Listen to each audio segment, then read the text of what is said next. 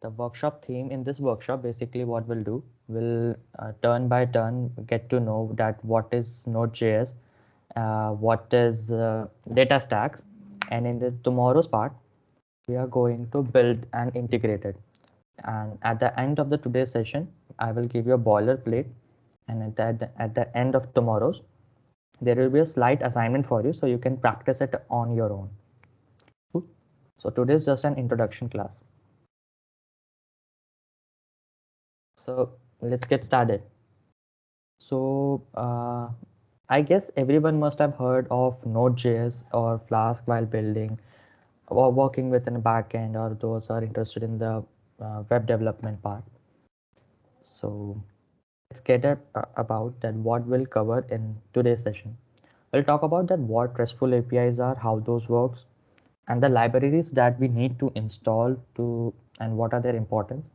Then what is Node.js, and at the last, the database part that we are using, that's Datastax and Astra Db, and what does SQL stands for. So far so good. Hi, बीच में hi hello कुछ बोलते रहना यार. Yeah. Awesome. So as many of you have heard, like there are many different types of APIs, let it be GraphQL. Now the market in the market there is something new called Tiger Graph, and then there is our old and plain RESTful APIs. So in what RESTful API does is that they complete the transactions of get, post, put, delete with backend using HTTPS protocol or HTTP protocols. This is something that generally is used while developing or for authentication purposes, because it's a safer method, right? And it uses more. They are more obviously there are more calls than get, post, put, delete, but these are the basics and are known as the CRUD operations. Okay. And this works by creating in different endpoints in a file and then using them on a backend side, and the calling works on a front end. So for this project, we'll install npm. I will share a link with you in a few moments in a chat to install the Node.js if you don't have it. And then rest are the npm packages: Astra.js collections, cors, .NEV, Express, Morgan, and NodeMon. So basically, we're using Astra.js collections for the database part, and to actually work with it, cors is something that is mandatory for now on in every backend servers that we make. Otherwise, we can't, the transaction will remain incomplete and it will show that your backend is not working properly. This is something that is introduced way back, but has been made mandatory very recently by Mozilla's Firefox and Opera, Chrome, etc. We are using Express and NodeMon to make sure that while making changes, we can see the updates and the Node.js part basically.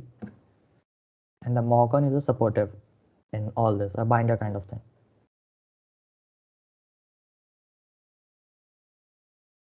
So can anyone tell me what is Node.js except this? What's written on your screen, obviously.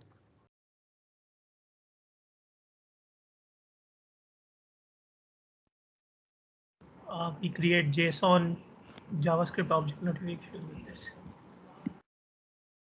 Yeah. Swaroop, I guess. Yeah, right.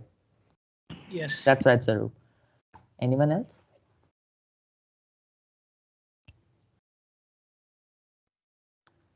So I will be performing some basic functions like since the Node.js is just a basic JavaScript structure in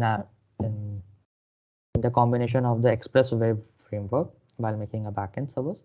But right now I will be discussing like what the global functions are, what kind of those, what is required function, what is the process argument variables, and the standard output and input. So just give me a second. I'll pull up my Visual Code.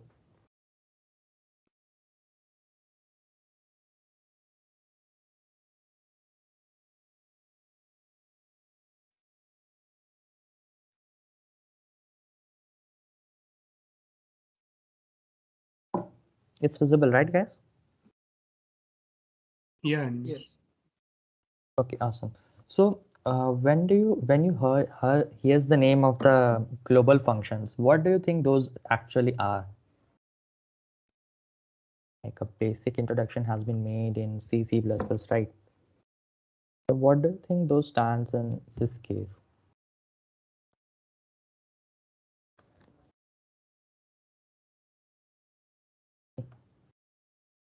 So let's get started.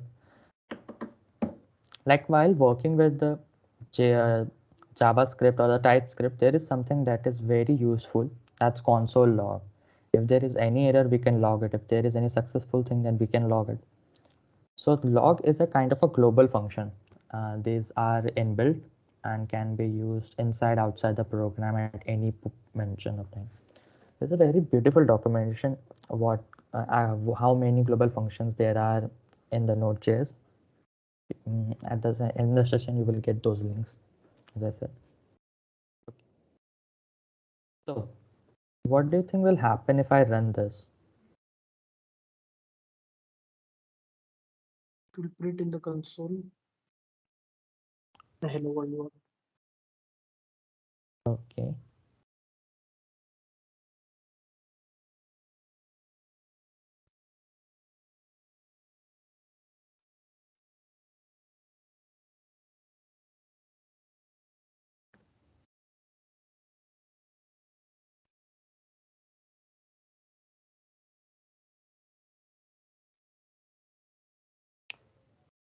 And what will happen if I just remove this whole thing and do this? Will it work same? I don't think so. It won't work because it doesn't know what hello is. We have not defined it. See, hello is not defined it. And it also doesn't recognize it as in was something like global kind of thing. That's why it throws the error. But what if we define hello like hello?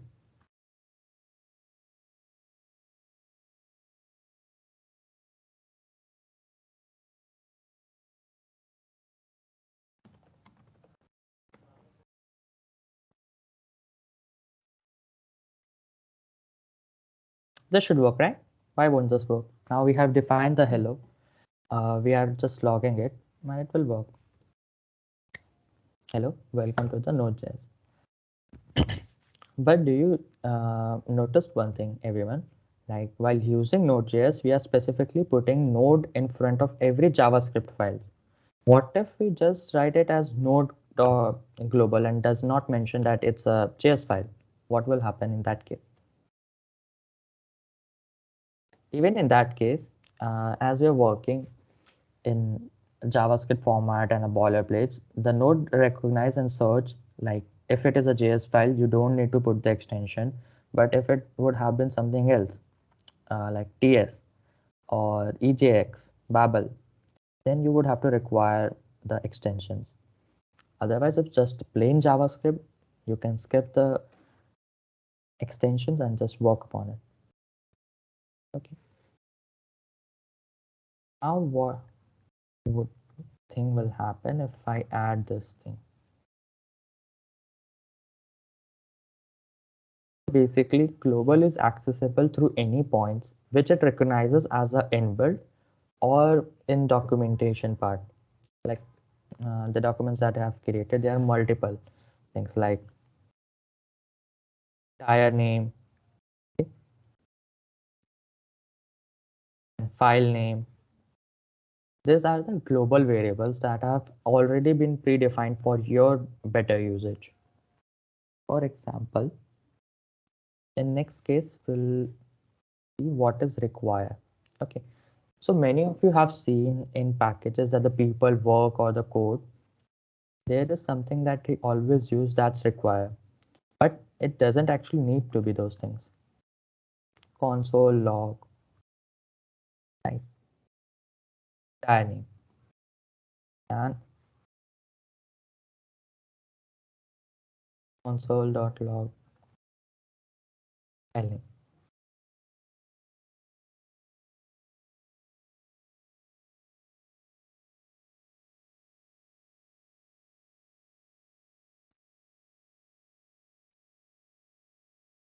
So what it does print is, for in first name, what is the directory name? That's Node.js.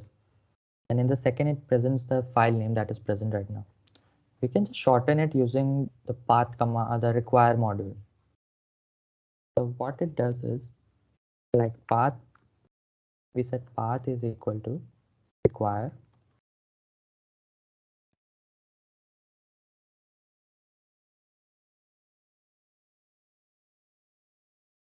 and then console it.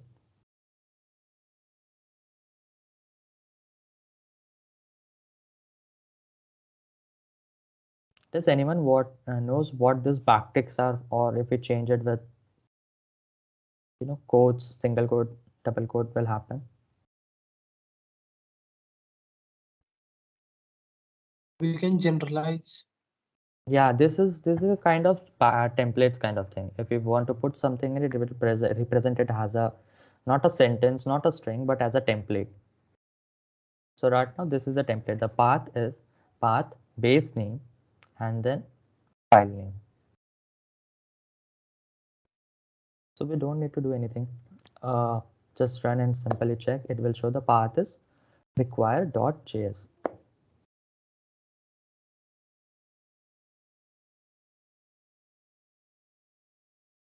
So with the work of this three things, like which global variables that we are using, and depending upon the models that are needed in your project, you can actually make a game, Node.js games, projects, web-based, backend-based projects, bots, many variety of things. Now let's see what global processes are and process argument variables.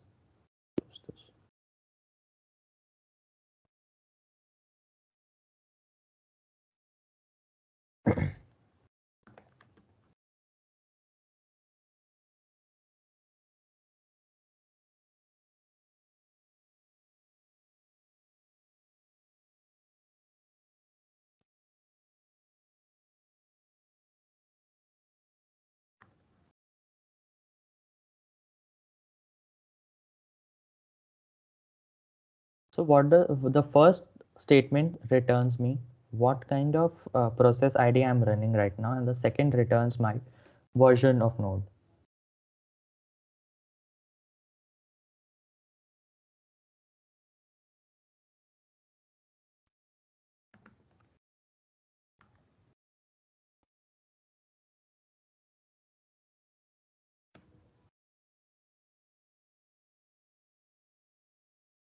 And if we want to check what is process argument, we'll use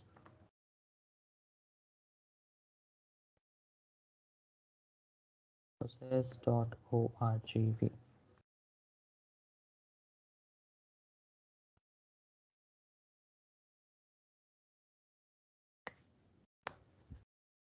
See, we got a array kind of thing in which it showed like what are the arguments that we have used. We have used the global process and node. So node.exe and the global process file. Using these things, we can actually make a question and answer kind of thing. Let me show you how. First, we'll define, as we have seen, that the process argument is an array. So we can use an array as well. Let's go ahead and array.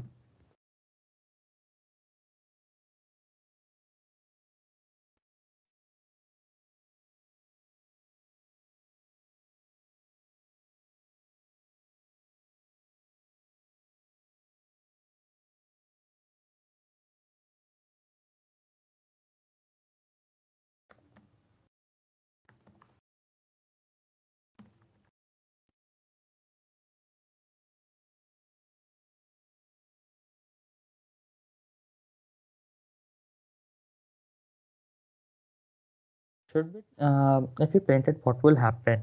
Before printing it, I want to ask something. If I just write it as like node, like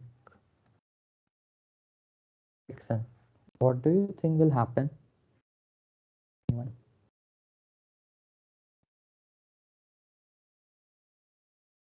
We'll store it in the first name only, I think. No. It will throw an error because here we have used that process argumentation, but we have not provided any kind of, arguments, variables, right?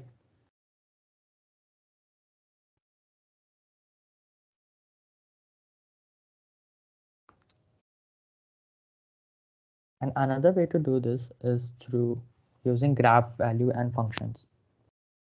For that, we'll use const greeting.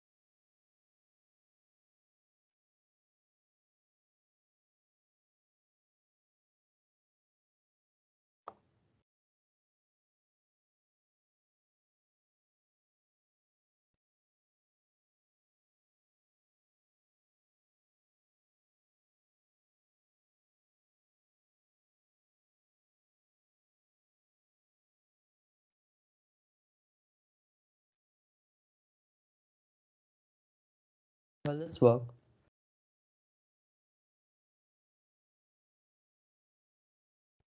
I got a co-pilot after a very long time.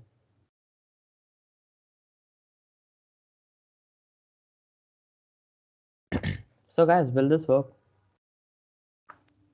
Why not? Any guesses?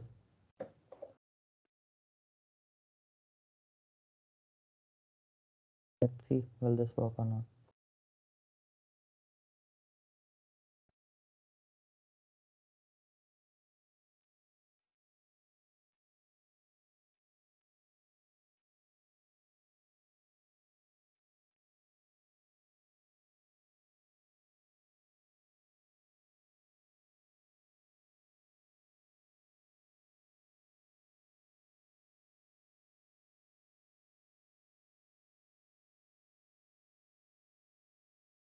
I am audible, right, Rohit? Yes, you are audible. Yes. Cool.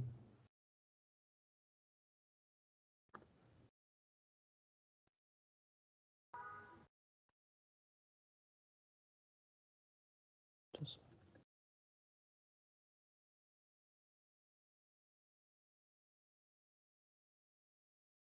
So this is how the global process and the process argumentation work. We have created a function for this because in any order, if we want to first I have received greetings. Okay. And after that, I have initialized user. So I don't require to use those things in that particular order. I can just write,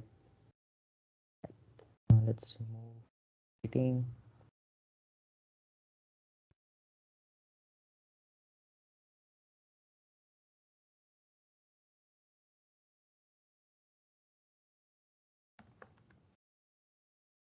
And the answer would be still same. So that's why we have created a function using flags, so we can increment the value that we are getting after those flags and have used it as a dash dash greeting and the dash dash user. So far so good, everyone.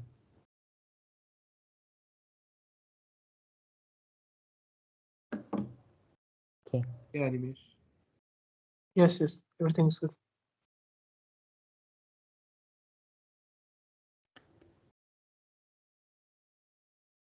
Okay, then let's get back to the PPT part.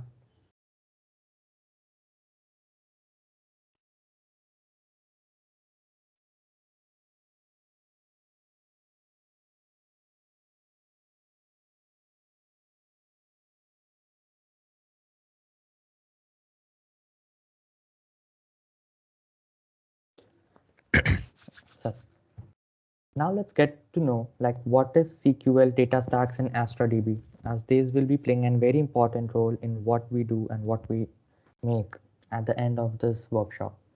So SQL is basically a Cassandra query language.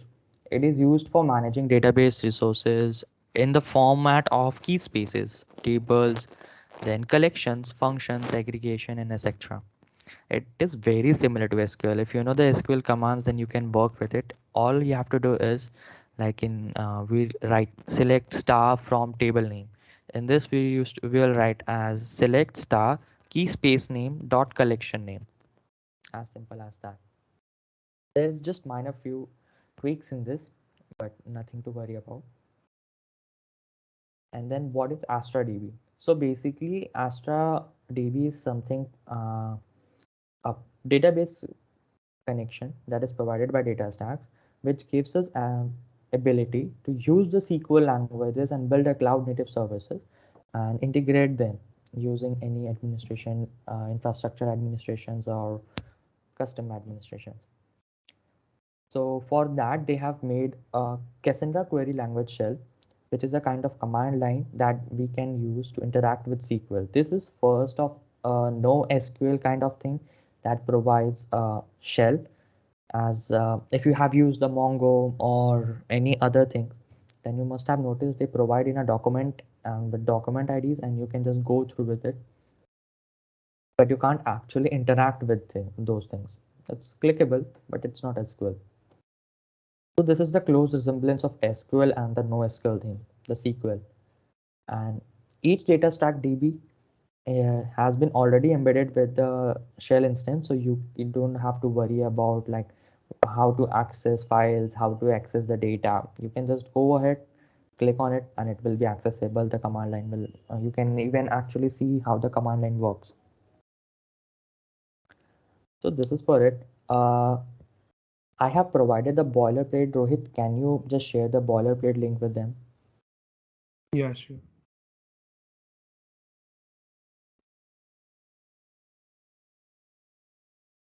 Anyone, any doubt?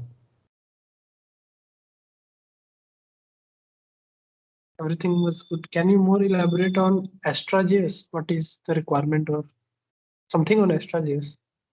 So Astra.js is basically an API, Astra Stargate API. Through that, we can make collection IDs, databases. Basically, a simple REST API. It's a simple REST API that we use to access, connect our instances with our projects, and then directly transfer of the data. There is one more Astra.js RESTful. You don't want to use that because it is totally a curl based thing, and this Astra.js collection is based on the Node.js platform. So that's the difference between two. You can choose anyone. If you are comfortable with one, I would suggest stick to it. Plus, Astra DB is something kind of new. It's an Apache Cassandra, and every resources must all everyone must have heard like what Apache is, what Cassandra does. That's it. JS is just a small collection of it. Thank you. Thank you for that.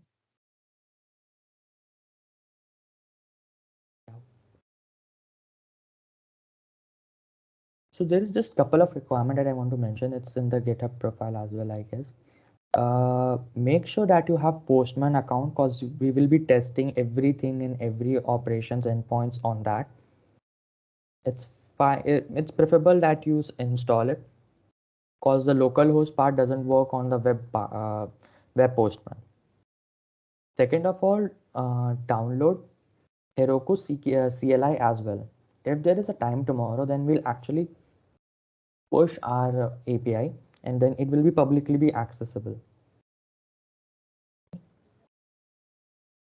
Animesh, would it be possible to show what are the things that should be downloaded for tomorrow's session? Yeah, just let me quickly pull through those. Yeah.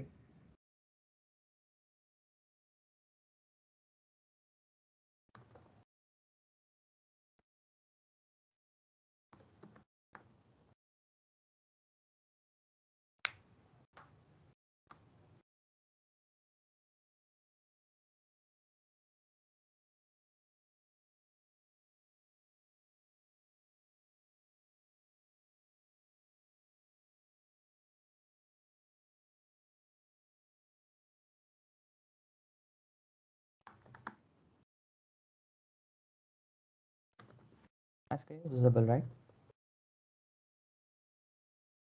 No, Animesh. Okay.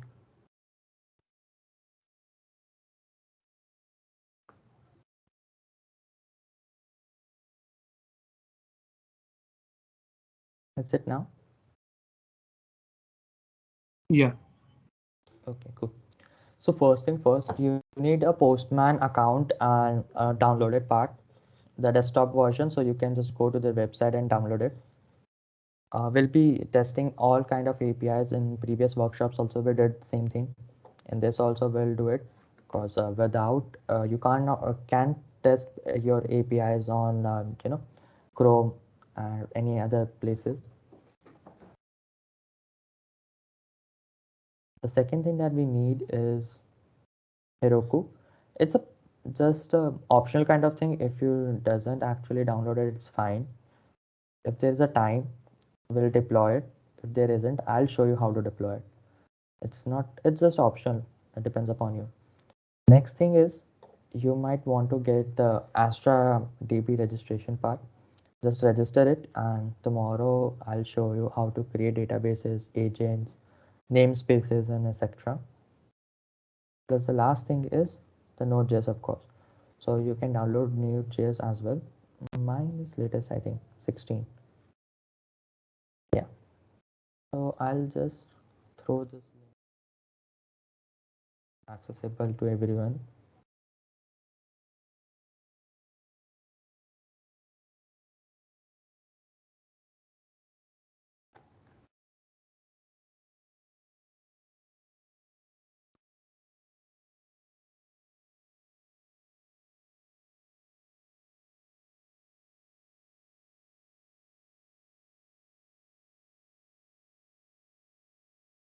These are the 4 requirements. Rest. Okay, let me show this one also as well.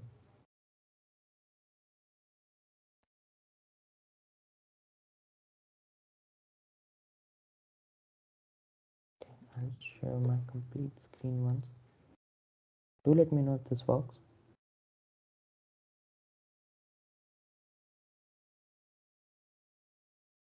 Yeah, this works, right?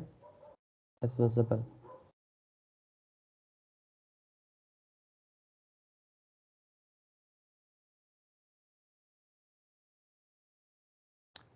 Go to the link that Rohit have provided. Open it and make a, clone it in your local machine.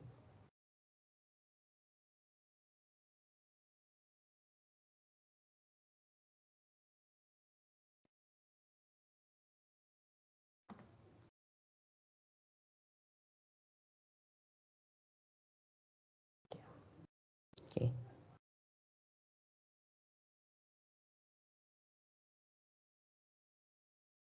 There's everything provided already. All you need to do is go to the part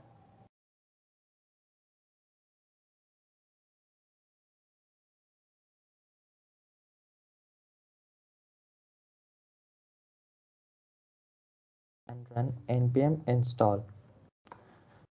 We'll install all of the node models that we require and are already in this.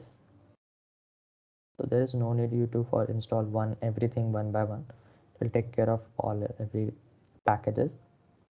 And once this is over, I have given an assignment in, I guess, routes. Yeah, this is the assignment. We'll cover this in tomorrow as well. This is a boilerplate that I have given you. So once you go through it, just go through it. If you want to work, if you know you can do it, you can go ahead. Otherwise, just go through once what the code is, how the structure of the format, controller, routes, etc. And this is something as an example I have given here. You can use any of these data to make your own and try and testing purposes. Tomorrow, I'll show you how actually everything works one by one and we'll complete this task. Sounds cool?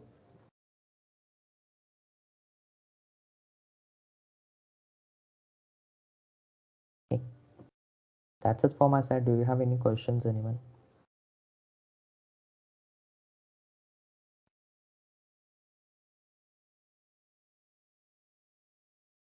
Yeah, Animesh, I guess that we can wrap up with this and can meet again tomorrow at the same time.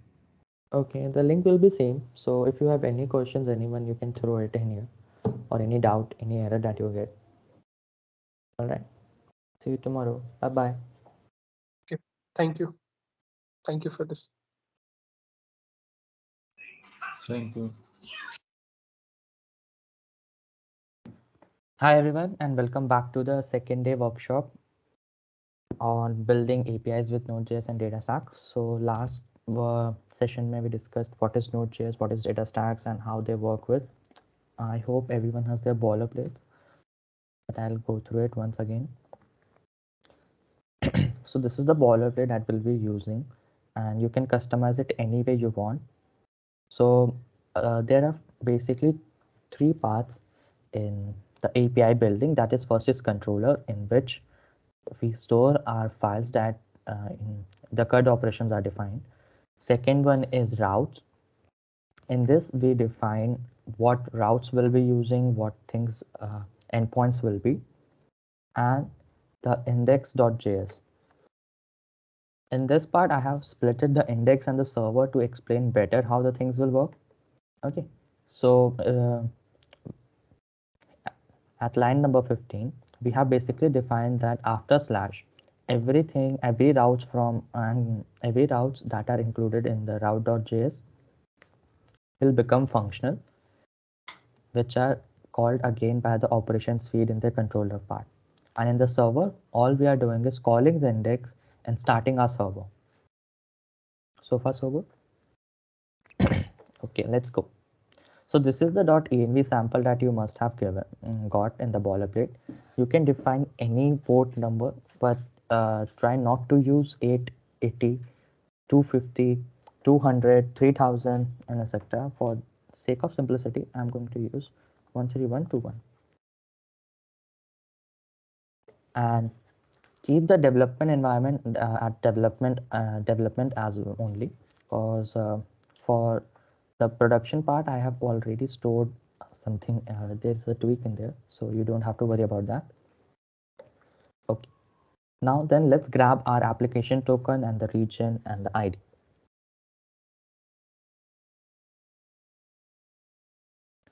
So at the Astra Datastax, let's go and create a serverless database. We'll use this as Mozilla and feed.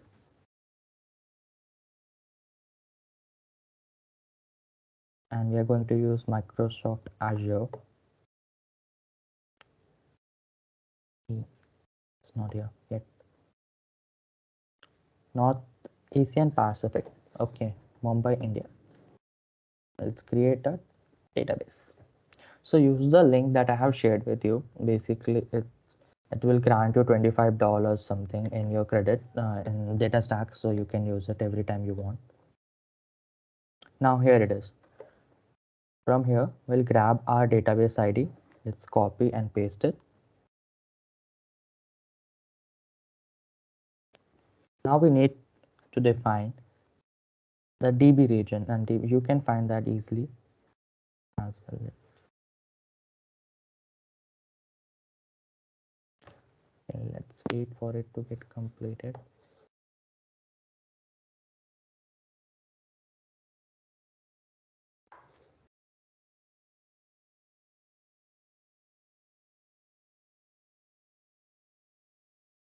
May take a moment of you. So by that time, let's go dashboard and create something new.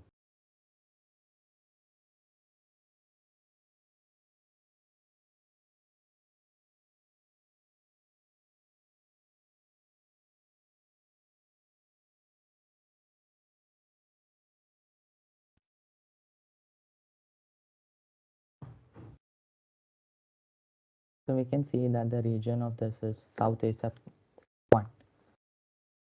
Go paste it here. Now we have our database ID and the DB region. All we need is an application token. Now they provide you with the n number of options. It can be admin, it can be admin user, but you want to select API users. Let's go.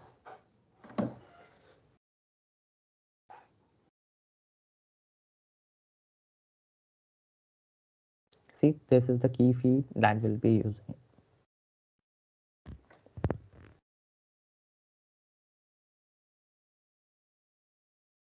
And this is the CQL console that we talked about the last time. There it is. So right now I don't have any much in DB, but it will actually I don't have any collection, so it won't work. But you get the gist. Key space name dot collection name, and there you have. If you face any problem, then you can just go into the connect and see what we are doing. We'll be using the REST API part, but pretty much everything is same. You need your database ID, region, key space. Key space is not required because we'll be using a different method to use it, and your application token. So let's go and create an application token.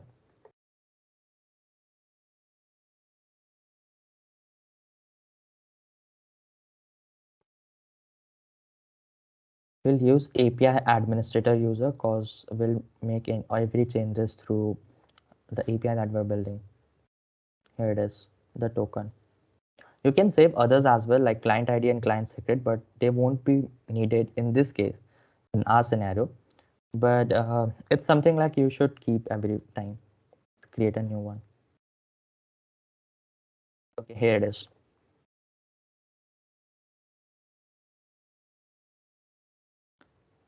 Now I said not to use the namespace, the key space part in the sample, because we'll be using it in this method, like Astra client.namespace feed collection, and this will be the collection.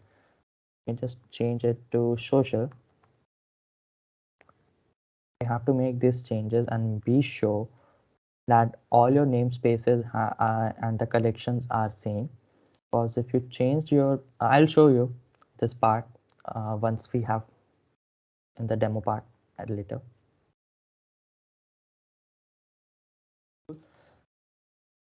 Now these are the basic CRUD operations that I have defined for you, like get feed. For that we'll use find.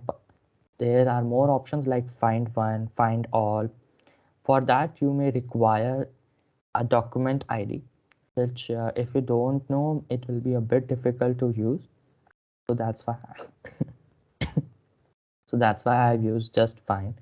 So it's easier for your first try. Similarly, to create a feed, we'll use post collection.create. It is a method in which a document will be created with this parameters and the document ID.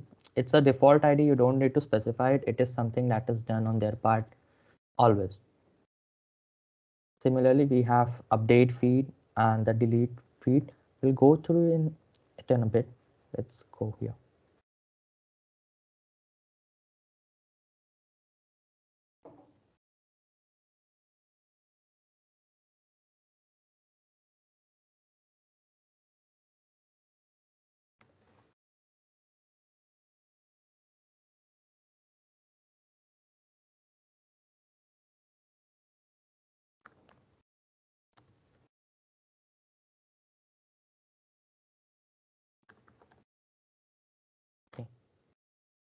Start.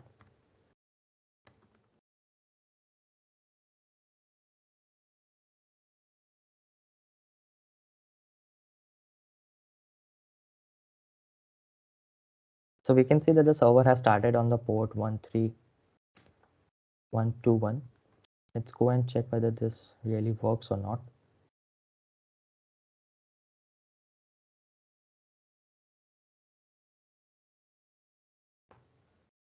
And here it is, hello world. By default, you might not get this. You have to predefine it like what you want to show at the basic route, the front route. For that, this time I have written like hello world. If we change it, like it will be something like welcome to my first API testing.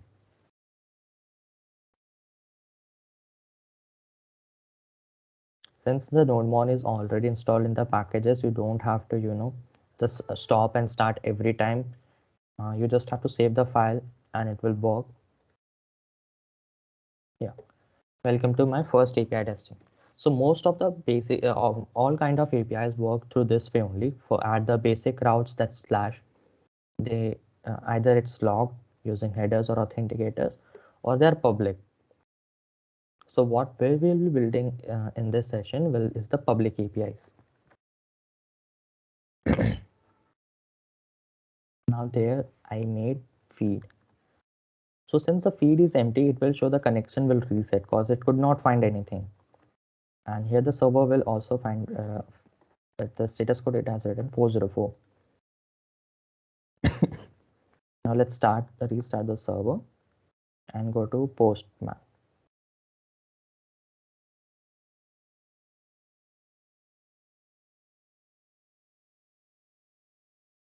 So let's first post something. And I had given previously examples that you can use or refer to in any case you want to be using this part. Go to the body, raw JSON.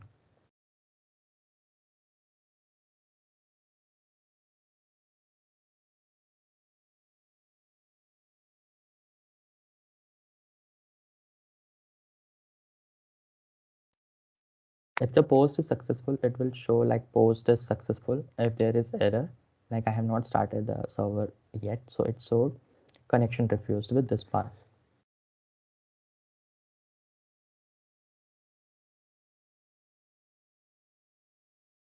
So far so good. Anyone? Any doubt? Anything?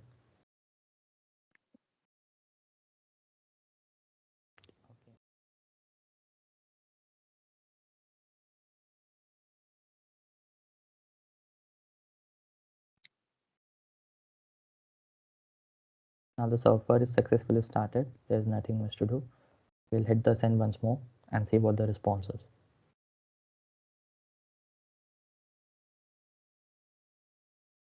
See, we got the document ID and the message that the post has been made successfully. We can customize it as well, whatever the message that we want to send. Let's go ahead in the controller feed.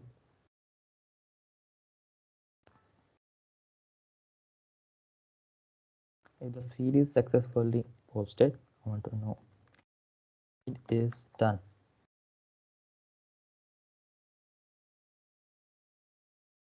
Let's try that again. Change this.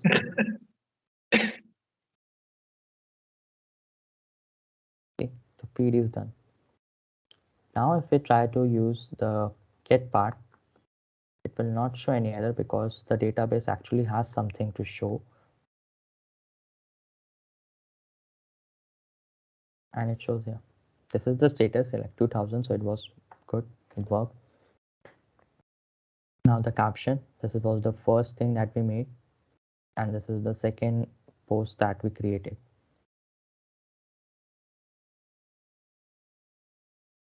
So depending upon things, you can actually use it to store your authentication details, your login passwords, your social media post, pretty much everything that you know.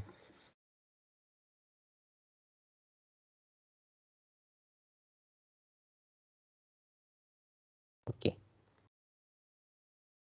Now let's try to update something.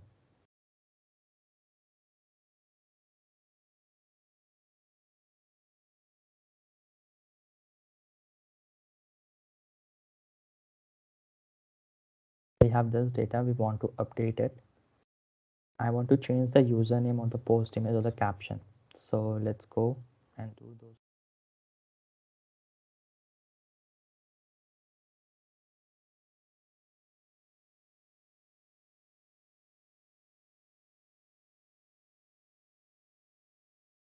At the beginning, I told you not to use ID part because the DataStax by default gives you some kind of ID that is named document ID, and this is it, the first line.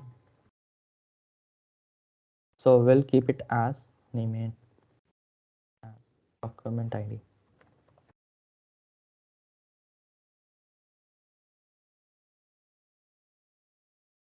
And we'll change. If there will be something error, we will get to know.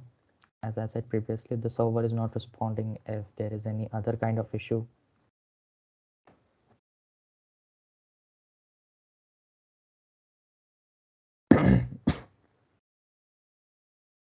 But if everything goes well, we'll see a success message name like put is done or updated successfully something.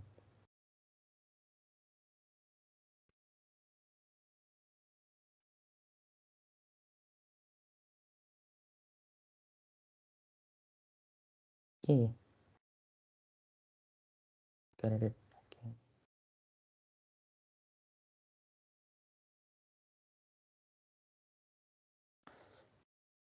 Document ID was undefined because it's not been defined. Let's go ahead and push it. Yeah. Now we can see the changes here.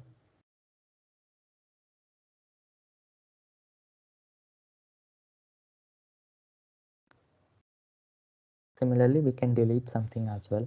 Let's go ahead and use the delete part. The parameters will be different.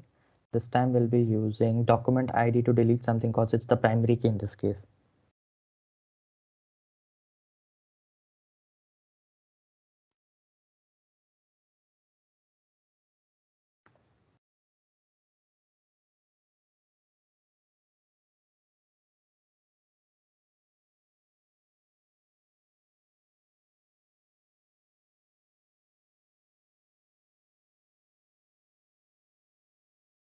Now the document ID name this is deleted true user updated successfully. That's something I used. Let's go ahead and check whether this has actually worked or not. See, the undefined user document name is deleted. Now if we want to delete this part, let's go ahead, create.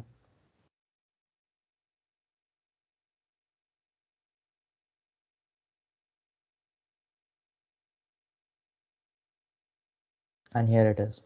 The user updated successfully. And when we check back it again, yeah, it's been deleted from our list as well. So using this method, we can complete or make any n number of kinds of things. For example, I gave a little assignment kind of thing. You can test it on your own as well. This is it. So basically in the same part, if I create something named as a controller.js,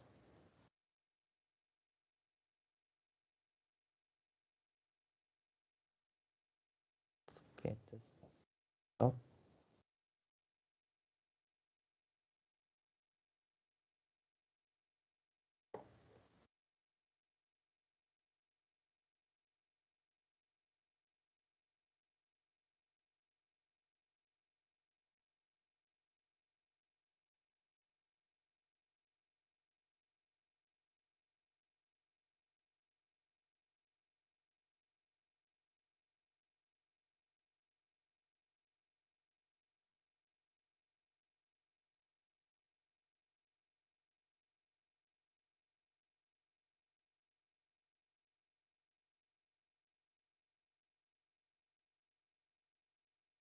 Let's change it.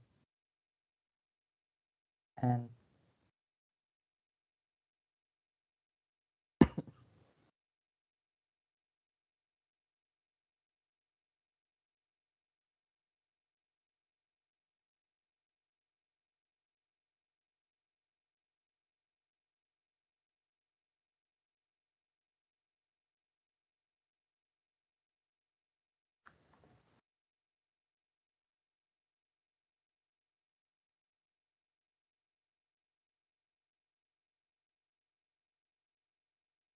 Let's restart the server. So here it is. The application has started successfully. There are no error, no inbuilt error yet. So let's go and change, add a request.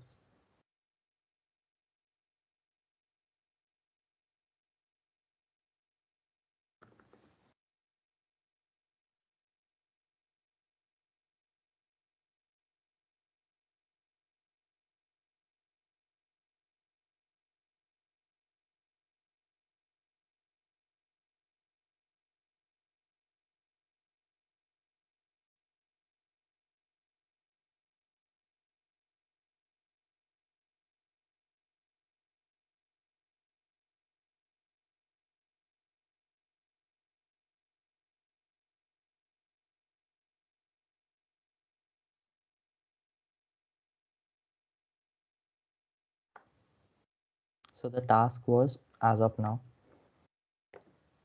see that it is getting no response because the data part at this point has not been created or stored yet. So let's go ahead, restart a server and post something and then see whether we get a head back or not.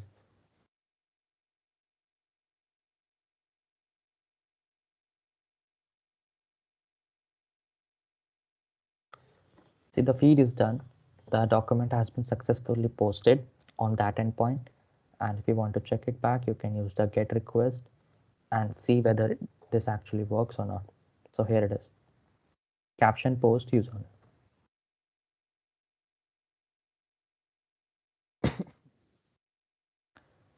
So using the similar methods, using .get, .post, put, delete, update, and n number of things, you can create n number of endpoints and n number of functionalities within your application and serve them and call them. And overall, there are more applications like create. Okay, go back. Let's go to this. Yeah, create, update, then delete, remove, etc., etc. It depends upon you which one you are choosing, and according to that, you can complete your work. Anyone in doubt?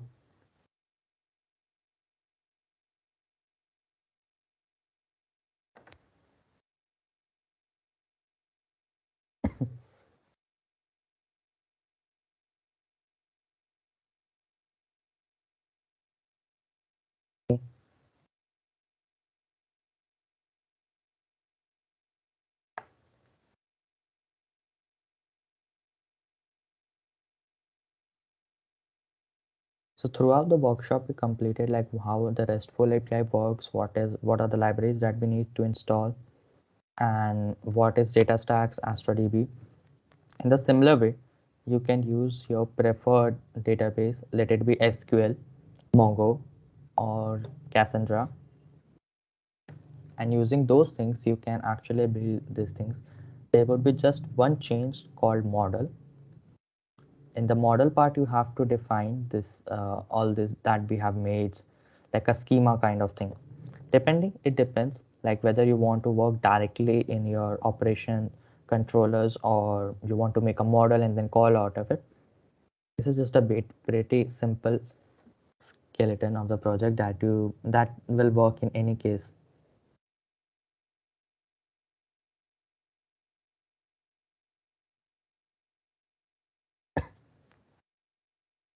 My voice is audible, right, Rohit? Yeah, Animesh. Okay.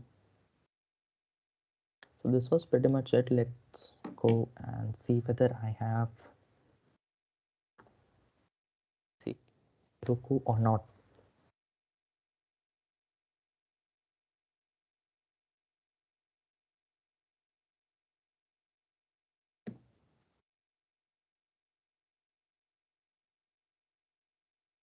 I don't have Heroku CLI.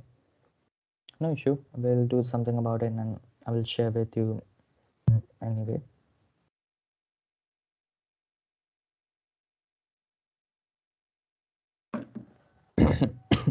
I guess we can close, right? There's just one more thing that everyone, if you're interested, you can do it. There is something called Postman Student Experts. So you can complete it because they are going to organize a huge event soon, and there are many perks for it. So it's a good thing to have it. Really showcases on your profile as well. That's it, guys. Any question, any doubts, anything?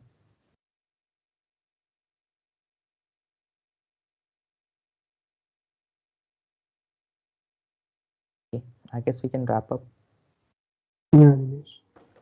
Okay, so guys, the link shared by go to the link, join our GitHub organizations. We are going to conduct more events. The LHD build is coming right now, and the top performers get some exclusive swags from the community itself, as well as many among my other things. So join our GitHub organization, join us with an LHD build, and we'll see you there.